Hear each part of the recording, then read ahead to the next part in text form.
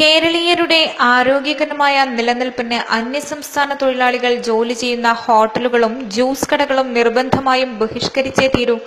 പാടത്തും പറമ്പത്തും അവർ പണിയെടുത്തുകൊള്ളട്ടെ, നമുക്ക് വിരോധമില്ല. ഇതൊന്ന് വായിച്ചു നോക്കൂ. ഇന്ന് ഭക്ഷ്യസുരക്ഷാ വകുപ്പിലെ ഒരു ഉദ്യോഗസ്ഥൻ ഒരു വിദ്യാലയത്തിലെ വെൽഫെയർ കമ്മിറ്റി മീറ്റിംഗിൽ നടത്തിയ ഒരു ബോധവൽക്കരണ ക്ലാസ്സിൽ വെളിപ്പെടുത്തിയ ചില കാര്യങ്ങളാണ് താഴെ കുറിക്കുന്നത്.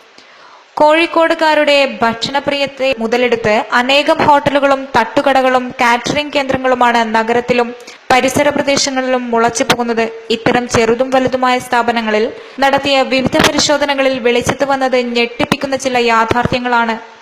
ഒന്നോ രണ്ടോ ഹോട്ടലുകളിൽ ഒഴികെ സ്ഥിരം ജീവനക്കാർ ഇല്ല. ഓരോ ദിവസവും ആരെന്നോ എന്തെന്നോ അറിയാത്ത അന്യസംസ്ഥാനക്കാരാണ് സപ്ലൈ മുതൽ പാചകം വരെ നടത്തുന്നത്. അത്യാവശ്യം വേണ്ട വ്യക്തി മാനദണ്ഡങ്ങൾ പോലും ഇവർക്ക് അന്യമാണ്. ഭൂരിപക്ഷം പേർക്കും ത്വക്ക് രോഗങ്ങളുണ്ട്. മാരക രോഗങ്ങളായ TB, ലൈംഗിക രോഗങ്ങൾ, എയ്ഡ്സ് എന്നിവയുള്ളവരും കുറവല്ല. പാൻ, പുകയില, കഞ്ചാവ്, മദ്യം എന്നിവ ഉപയോഗിക്കുന്നവരാണ് അധികവും.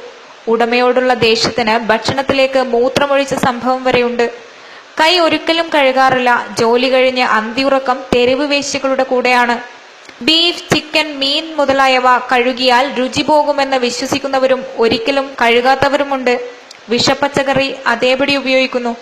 മിക്കയിടത്തും ഉപയോഗിക്കുന്ന ചായപ്പൊടി, പാൽ, തൈര്, മസാലകൾ, എണ്ണകൾ എന്നിവ ഡ്യൂപ്ലിക്കേറ്റോ മൂന്നാംകിടയോ ആണ്. വണ്ടിക്കാരിൽ നിന്ന് ചത്ത കോഴികളെ മാത്രം വാങ്ങി കറിയും ബിരിയാണിയും വെക്കുന്ന ഹോട്ടലുകളും കാണാനിടയായി. ഏറ്റവും ഭീകരമായ അവസ്ഥ വെള്ളത്തിൻ്റെതാണ്. അങ്ങേയറ്റം മോശം ജലമാണ് മിക്കവാറും സ്ഥാപനങ്ങൾ ഉപയോഗിക്കുന്നത്. ഒരു പ്രമുഖ ഹോട്ടലിന്റെ വാട്ടർ ടാങ്കിൽ നിന്ന് ചത്തുചീഞ്ഞ പൂച്ചയുടെ ജഡം കണ്ടെത്തുകയുണ്ടായി. ക്വാളിഫോം ബാക്ടീരിയകളുടെ അളവ് ആപൽക്കരമായ തോതിലാണ്.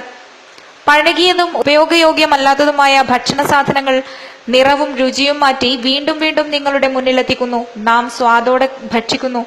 തീരാവ്യാധികൾ സന്തോഷത്തോടെ കൈനീട്ടി വാങ്ങുന്ന ഈ സ്വഭാവം അവസാനിപ്പിക്കേണ്ട സമയമായിരിക്കുന്നു.